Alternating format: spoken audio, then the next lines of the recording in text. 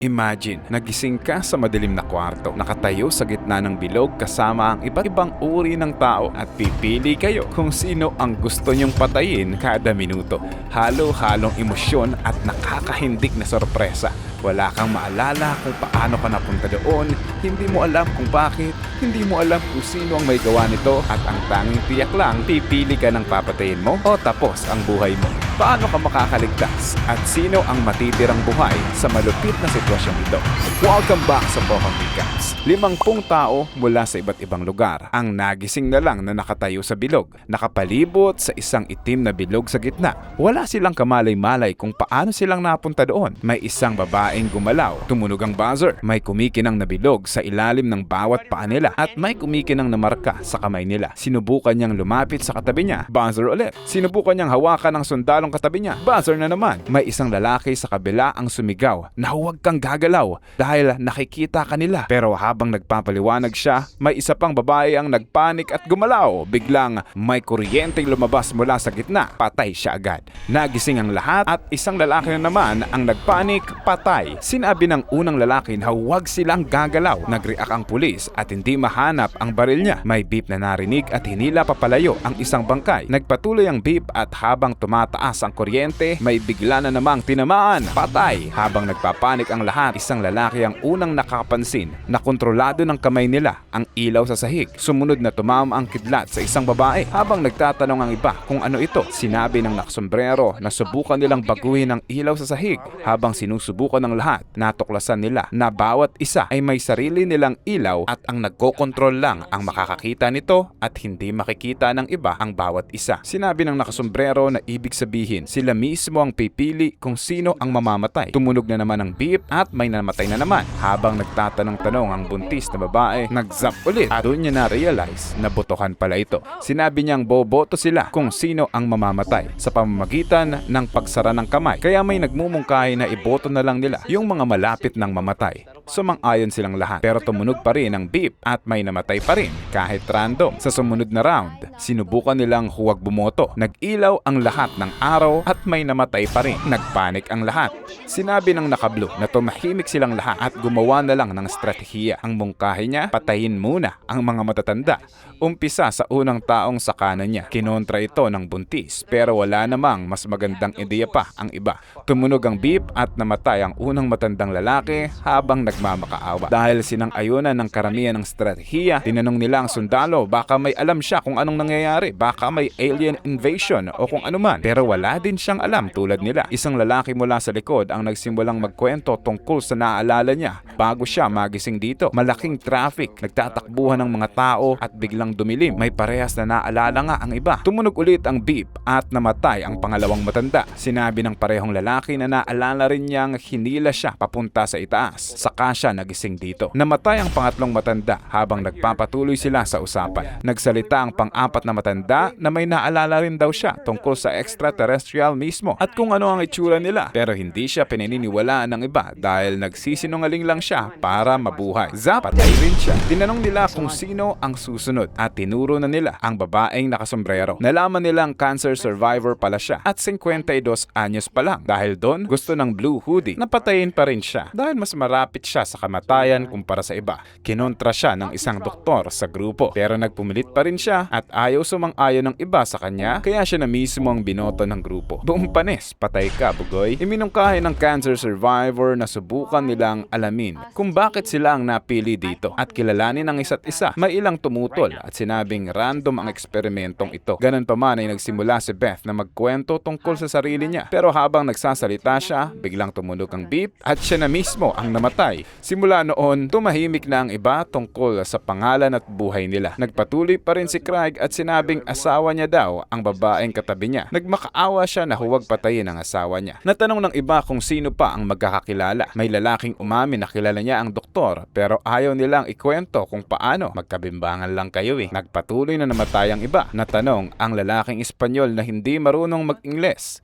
Ang babaeng katabi niya ang nag-alok na maging translator. Nakwento nitong may anak siya mula sa Mexico. Pinaratangan siya ni Red Eye na illegal immigrant siya. Nang tanungin nila ay totoo nga. Pero tutulang iba sa pagmamaltratong ito. Kaya isang babae sa harapan ang biglang tinamaan at walang pinipiling lahi ang zapper. Nakilala naman ng pulis ang isang lalaki, si Raul, dahil sinasaktan niya raw ng ilang beses ang syota niya noon. Naging tungkol sa panghuhusga ang usapan. Nang tanungin kung totoo ito, ang sagot niya, deserve niya kasi yon. Kaya siya ang sunod na pinatay. Pagkatapos, sinabi ng Blonde na baka dapat malaman nila kung sino ang mabuti at kung sino ang masama.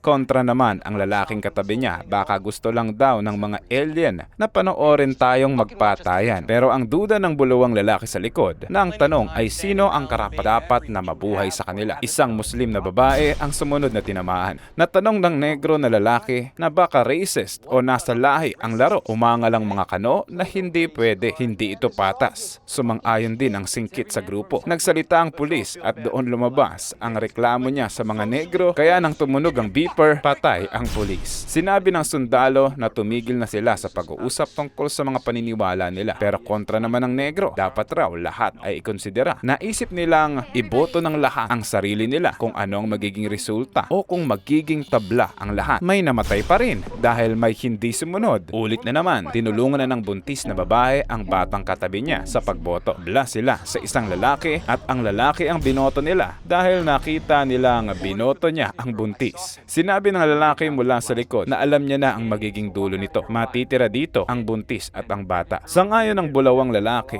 na mas maganda ang tsansa nila kung matitira ang dalawa. Kinontra ito ni Red Tie. Sinabi ng cancer survivor na ang buntis dapat dahil dalawang tao ang maliligtas nila. Nagkatabla ang isang matandang babae at ang bata sa susunod na boto. Ang matanda ang namatay. Nagsimula ang magkabaha-bahagi ang grupo. Gusto ng lalaking mula sa likod at ng sundalo na protektahan ang dalawang babae, pero gustong malaman ni Salamin Boy kung anong klaseng tao sila bago siya kumampi. Sinabi ng lalaking nasa likod na patayin na lang silang dalawa para wala ng problema, pero siya mismo ang tinamaan sa halip. Karma talaga. Naisip ni Craig na baka pwedeng magtanong sila ng gustong mag-volunteer. May isang teenager na nagboluntaryo dahil ayaw niya nang pumatay ng kahit sino. Ligwak. May matandang lalaki mula sa likod na nagboluntaryo din. Umapak sa labas ng bilog niya, patay. Masaya ang ilan sa pagboboluntaryo nila. Inaasahan ng lahat na ang sundalo na ang susunod na magboboluntaryo, pero ayaw niya dahil sapat na daw ang sakripisyo niya sa buhay. Gusto niyang makabalik sa pamilya niya at makita ang anak niya. Habang paubos ng oras, may isang babae mula sa likod ang nagboluntaryo dahil nawalan na rin naman siya ng anak, kaya sinabihan na lang siya ng pastor na magkikita silang muli. Nagpaalam siya at lumakad palabas, patay. Kontra ang lalaking nakaitim sa pastor dahil isa na lang ang Diyos nila ngayon at yun ay ang zapper sa gitna. Naghanap sila ng hindi pa rin nakasubscribe para isunod na agad. Buti na lang nakasubscribe silang lahat.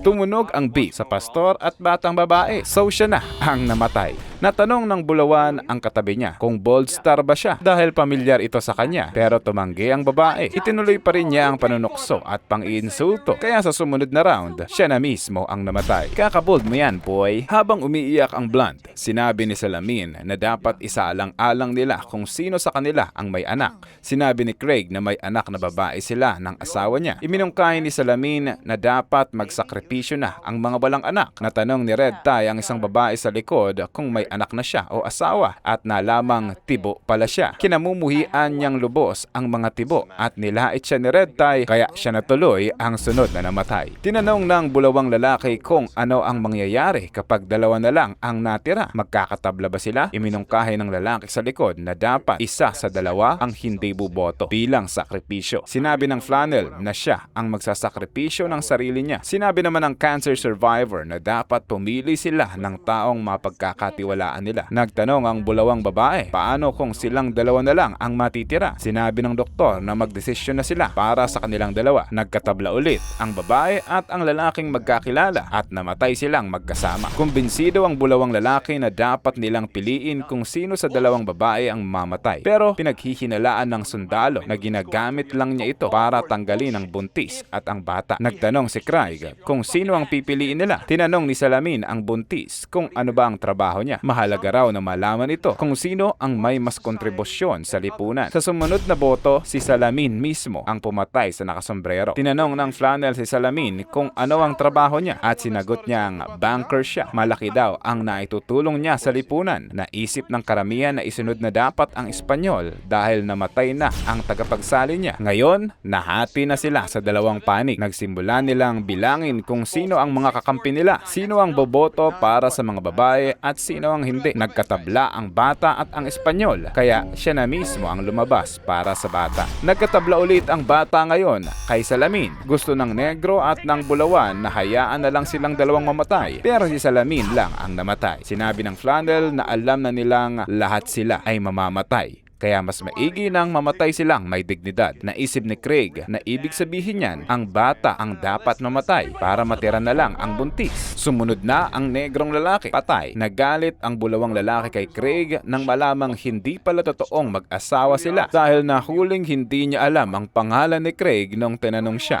Umamin si Craig at sinabing ideya daw ito ng babae at siya ang sinisi sa lahat, kaya siya ang pinatay ng grupo. Nangungumbinsi pa ang bulawan ng kakampi at tinanong ang matandang lalaki kung kanino siya, pero hindi ito nagsalita. Sinubukan niyang kumbinsihin ang isa pang babae. Natapos ang botohan sa 5 na tabla, kaya patay silang sama-sama. Nagpatuloy pa rin ang bulawang lalaki sa estratehiya niya. Tinanong ang buntis kung papayag itong bumotong kasama niya. Tumanggi siya. Nagpatuloy ang lalaki mula sa likod sa panig niya. Mula ang botohan at ang lahat ay bumoto maliban sa matandang lalaki. Namatay na ang iyaking asawa. Napansin ng lalaki mula sa likod na hindi pala kailanman bumoto ang matandang lalaki sa buong laro at nakarating pa siya ng ganito kalayo. Nagtalo sila at iniisip na iboto na ang matanda, pero may lihim palang usapan ng matanda at ang buntis, kaya sa halip ang bulawang lalaki ang tinamaan. Patay ka rin sa wakas. 4 na lang ang natitira. Sa sumunod na round, bumoto silang lahat sa matanda dahil wala na silang ibang pagpipilian. Patay na siya. Natira ang lalaki mula sa likod, ang buntis at ang bata. Sa puntong ito, alam na natin ang pangalan niya. Si Eric ang lalaking kasama natin mula umpisa. Doon niya sinabi ang teorya niya na baka ginagawa lang ng mga alien ang eksperimentong ito para malaman kung ano talaga ang pinahahalagahan ng mga tao. Kung sino ang karapat-dapat na buhay para makita kung paano kumatol ang mga tao kung ano ang mahalaga. Pinayo niya sa dalawang babae na sila mismo ang magdedesisyon kung sino sa kanila ang mamamatay. Hindi daw siya ang pipili para sa kanila. Umiyak ang bata at naisip na desidido na siyang isuko ang buhay niya para sa sanggol ng buntis. Nangako si Eric na sabay silang lalabas sa bilog. Nagbilang siya ng 1, 2, 3. Pero ang bata lang ang lumabas. Sa huling segundo, binoto ni Eric ang buntis kaya bumagsak ang dalawang babae. Swapang naghahaman pero wala pa ring nangyari. Nandun pa rin siya. Nagsimula ang huling round. Nagkatabla sila sa sanggol ng buntis. At syempre, pinili niyang mamatay ang sanggol. Nagising si Eric sa labas. Magulong paligid na may mga sasakyang alien. Nang tumayo siya, nakita niya ang marami pang tulad niya na nakaligtas sa ibang mga silid. Pero halos lahat sa kanila ay mga bata at mga buntis na babae. Siya lang ang gahaman sa kanila. Karapat-dapat lang ba siyang mabuhay? O sa dulo, ganito rin naman ang mga tao. Gagawin ng lahat para makasurvive. I-comment mo nga ang gusto mong i-recap namin next. Subscribe para sa marami pang masasarap na recap.